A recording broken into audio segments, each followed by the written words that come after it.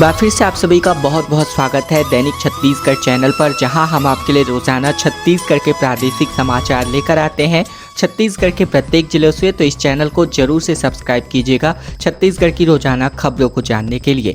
बता दें 26 जून के बाद छत्तीसगढ़ में भारी बारिश की संभावना बनती नजर आ रही है। 3 मौसम सक्रिय हुआ है।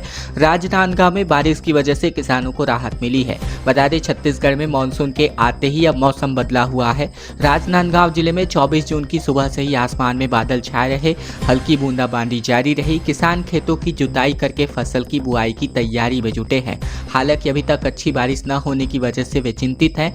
मौसम विज्ञान विभाग ने 26 जून के बाद तेज बारिश का पूर्वानुमान जारी कर दिया है। प्रदेश के कई हिस्सों में भारी बारिश की संभावना है। मौसम वैज्ञानिक HP चंद्रा ने बताया कि 3 अलग अलग वेदर सिस्टम सक्रिय हो रहे हैं। पहला सिस्टम मध्य उत्तर प्रदेश के दक्षिणी भाग में हो रहा है। तीसरा सिस्टम पश्चिम बंगाल की खाड़ी और उससे लगे उत्तर पश्चिम बंगाल में है, जबकि दूसरा सिस्टम जो है छत्तीसगढ़ के ऊपर है। और इन तीनों सिस्टम की वजह से भारी बारिश की संभावना छत्तीसगढ़ में बनती नजर आ रही है। बिलासपुर में धर्मांतरण के विरोध में रैली का आयोजन किया गया, जहां सनातनी संगठनों ने गांधी चौक से लेकर नेहरू चौक तक प्रदर्शन किया कड़े कानूनों की मांग को लेकर। बता दें बिलासपुर में बीते दिन सनातनी हिंदू समाज ने संगठनों ने धर्मांतरण के विरोध में एक आक्रोश रैली निकाली, जहां रैली गांधी चौक से शुरू होकर शहर के मुख्य मार्गों से होते हुए नेहरू चौक पर समाप्त की गई। रैली के शामिल प्रदर्शनकारियों ने भगवा झंडे और बैनर लेकर मार्च किया। महिलाएं, युवक, युवतियां, बच्चे और बुजुर्ग भी इस रैली में शामिल हुए। प्रदर्शनकारियों ने जय श्री राम के नारे भी लगाए। प्रदर्शनकारियों का नेतृत्व कर रहे महेंद्र जैन ने मुख्यमंत्री विष्णुदेव साय से धर्मांतरण और लव जिहाद के विरुद्ध कड़े कानूनों की मांग की। उन्होंने बताया कि 12 मार्च को इसी मुद्दे पर मुख्यमंत्री को ज्ञापन सौंपा गया था। मांगों पर कार्यवाही न होने के कारण ये आक्रोश रैली निकाली गई। रैली का मार्ग जूना बिलासपुर, शास्त्री मार्केट, सिटी कोतवाली चौक, गोल बाजार, सदर बाजार, सिम्स चौक, विवेकानंद उद्यान और पंडित देवकी नंदन दीक्षित चौक से होकर गुजरा। खबर जसपुर से, जहां मां और 2 बच्चों को मारकर नदी किनारे गाड़ने वाले आरोपी ने नशे में बताई अपने ट्रिपल मर्डर की कहानी। फिर गांव से भागा और फिर प्रेम प्रसंग की आशंका नजर आ रही है। छत्तीसगढ़ के जसपुर जिले में महिला और उसके 2 बच्चों के शव को रेत में दफन पाए गए। आशंका है कि पारिवारिक विवाद या फिर अवैध संबंध के चलते इनकी हत्या की गई। गांव के ही युवक ने तीनों हत्या करने की बात कबूल कर ली है, लेकिन अब तक वो फरार है। जानकारी के मुताबिक मरने वालों की पहचान सुभद्रा बाई और साथ ही बेटी और बेटा के रूप में की गई है, जो कि साजबहार गांव के रहने वाले थे।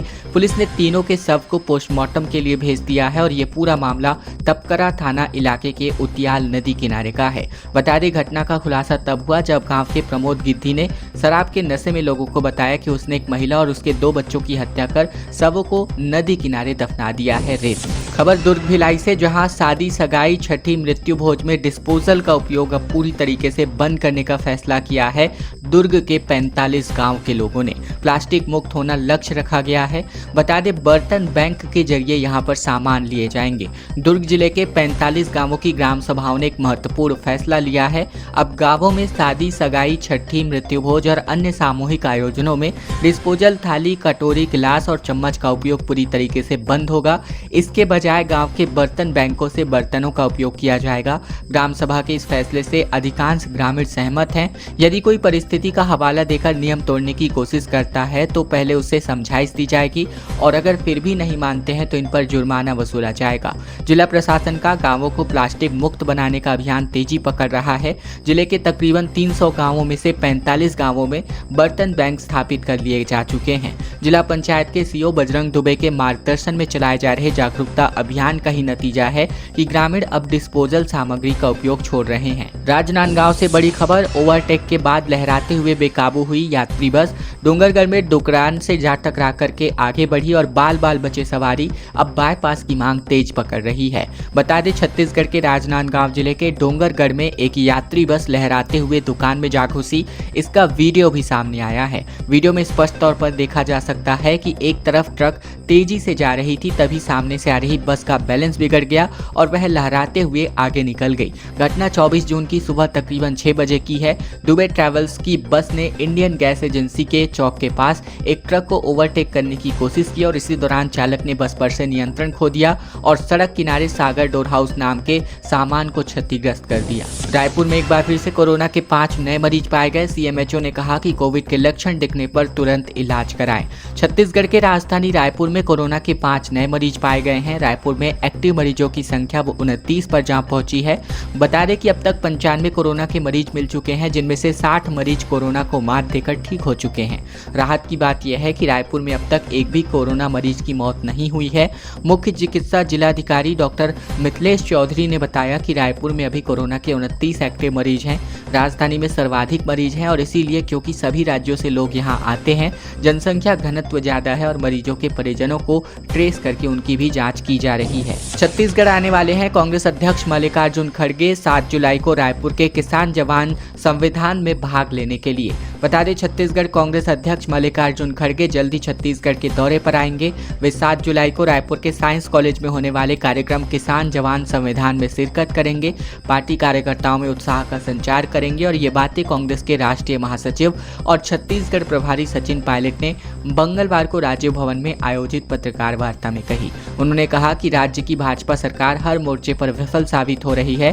साय सरकार ने 1.5 साल में राज्य में चल रहे 17 से अधिक जन कल्याणकारी योजनाओं को बंद करने के बाद भी 37,000 करोड़ से अधिक का कर्जा लिया है। पार्टी रायपुर के साइंस कॉलेज मैदान में किसान जवान संविधान सभा का आयोजन करने जा रही है। इस सभा को कांग्रेस के राष्ट्रीय अध्यक्ष मल्लिकार्जुन खड़गे और कांग्रेस के संगठन महासचिव केसी वेणुगोपाल संबोधित करेंगे। कांग्रेसियों ने चिरमिरी के निगम दफ्तर कार्यालय का घेराव किया। पुलिस ने बैरिकेडिंग तोड़ करके मेन गेट तक प्रदर्शनकारी पहुंचे और कर्मचारियों के वेतन और पानी समेत कई समस्याओं को लेकर के नारेबाजी की गई। छत्तीसगढ़ के एमसीबी जिले के निगम में कार्यरत प्लेसमेंट कर्मचारियों को पिछले 4 महीनों से वेतन नहीं मिला है। निगम के अधिकांश वार्डों में पानी की आपूर्ति बाधित है। कांग्रेस ने बीते दिन निगम कार्यालय का घेराव किया। प्रदर्शन के दौरान कांग्रेस कार्यकर्ताओं ने पुलिस की बैरिकेडिंग को तोड़कर मेन गेट तक पहुंचते हुए जमकर नारेबाजी की। इस एक दिवसीय धरना प्रदर्शन में पूर्व विधायक गुलाब कमरो, कांग्रेस के जिलाध्यक्ष अशोक श्रीवास्तव, जिला पंचायत उपाध्यक्ष राजेश साहू समेत बड़े संख्या में कांग्रेसी नेता और कार्यकर्ता मौजूद नजर आए। पूर्व विधायक गुलाब कमरो ने मनेन्द्रगढ़ के विधायक और स्वास्थ्य मंत्री श्याम बिहारी जायसवाल को जमकर घेरा। छत्तीसगढ़ में राज्य सेवा मुख्य परीक्षा 2024 को लेकर नोटिफिकेशन जारी किया जा चुका है। 26 से लेकर 29 जून तक 2 पालियों में यह परीक्षा आयोजित होगी। छत्तीसगढ़ लोक सेवा आयोग यानी CGPSC द्वारा आयोजित मुख्य परीक्षा 2024 की तैयारियां पूर्ण कर ली गई हैं। यह परीक्षा 26 से 29 जून 2025 तक 2 पालियों में आयोजित किया जाएगा। आयोग द्वारा 3 परीक्षा केंद्र निर्धारित किए गए हैं, जहां परीक्षा शांतिपूर्ण तरीके से संपन्न कराई जाएगी। परीक्षा प्रथम पाली सुबह 9 से 12 बजे तक और द्वितीय पाली की परीक्षा 2 से लेकर 5 बजे तक आयोजित होने वाली है। बालोद से खबर, जहां कोल्ड ड्रिंक की बोतल में शराब भरकर स्कूल पहुंचा हेडमास्टर। बालोद में बीजेपी नेता ने पकड़ा तो बोला कि मैं रिटायर हो चुका हूं। ब्लड सैंपल इसका लिया गया। छत्तीसगढ़ के बालोद जिले में एक हेडमास्टर सरकारी स्कूल में नशे के हालात में पहुंचा। उसने कोल्ड ड्रिंक की बोतल में शराब भर कर रखी थी। क्लास में ही हेडमास्टर पैक बनाकर पीने बैठ गया।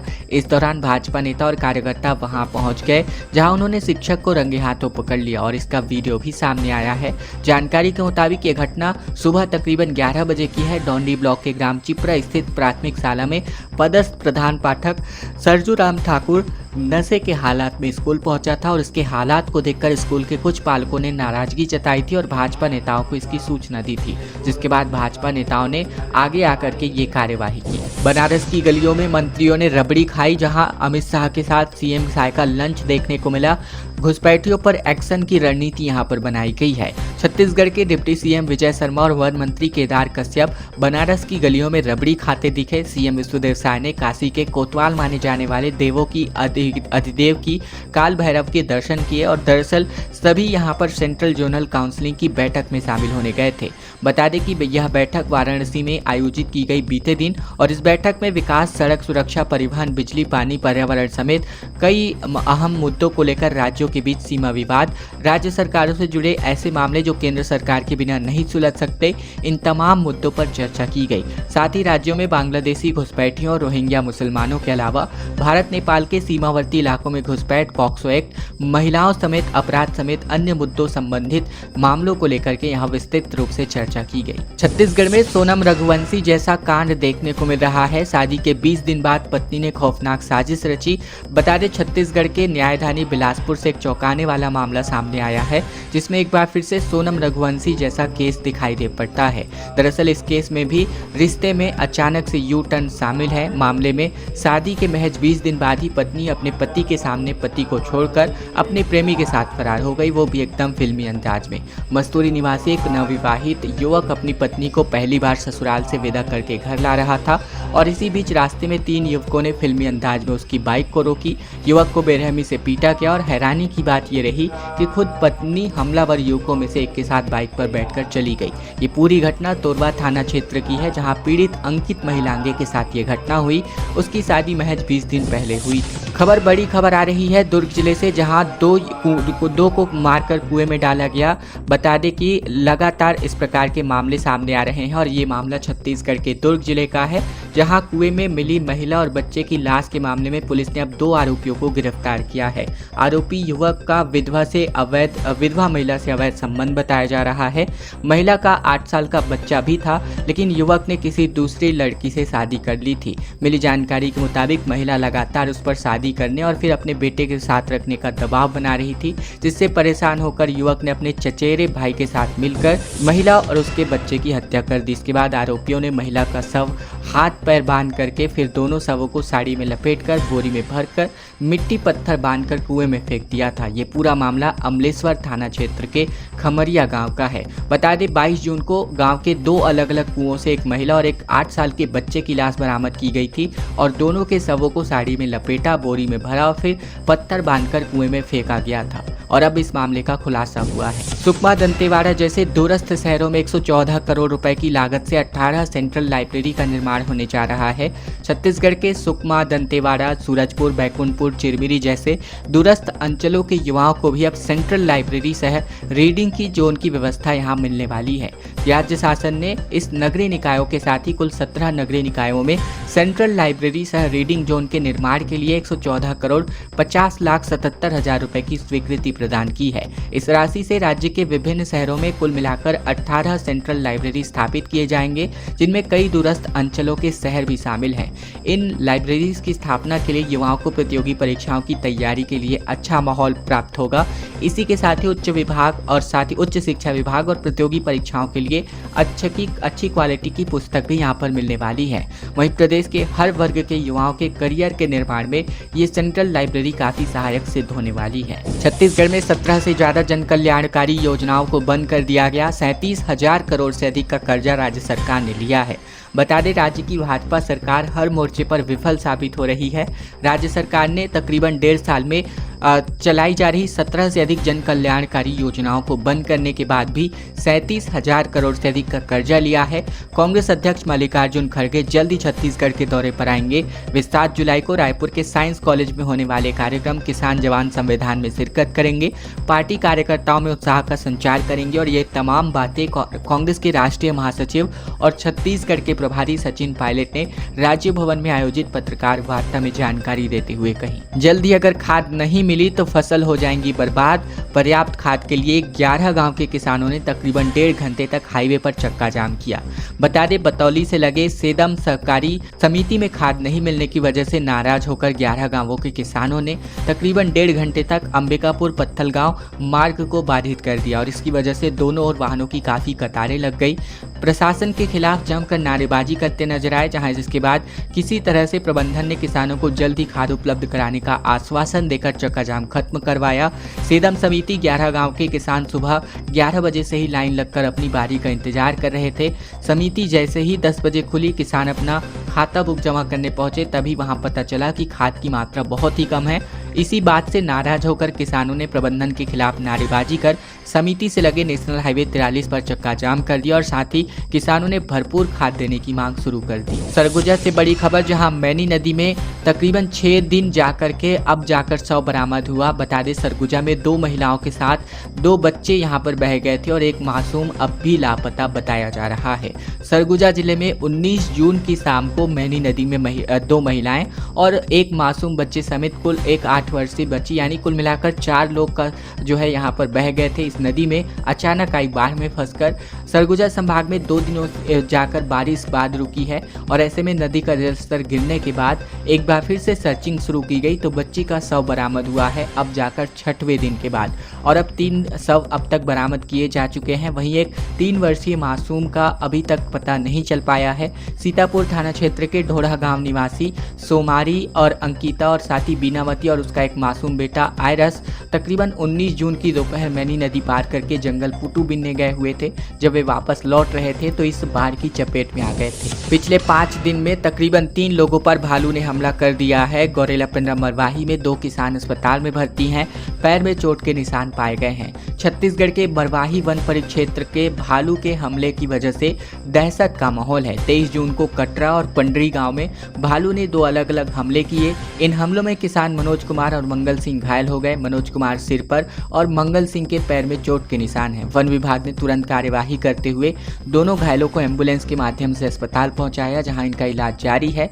बता दें कि 5 दिन के अंतर्गत भालू के हमले की वजह से 3 लोग घायल हुए हैं। वन विभाग ने घायलों को तत्काल आर्थिक मदद की है। क्षेत्रों में मुनादी कराकर सतर्कता बढ़ा दी गई है। विभाग ने लोगों को जंगल में अकेले न जाने और सावधानी बरतने की सलाह दी है। केंद्रीय गृह मंत्री अमित शाह ने कहा कि देश नक्सलवाद मुक्त होगा, वो क्षण आजादी के बाद महत्वपूर्ण क्षणों में से एक होगा। नक्सलवाद को समाप्त करने की मुहिम से जुटे बीएसएफ कमांडर्स और कमांडोज से बीते दिन राजधानी में केंद्रीय गृह मंत्री ने मुलाकात की। शाह ने अपना वादा निभाया। उन्होंने कहा जवानों के साथ लंच किया, साथ ही उनकी समस्याएं सुनी और जवानों की हौसला अफजाई भी की।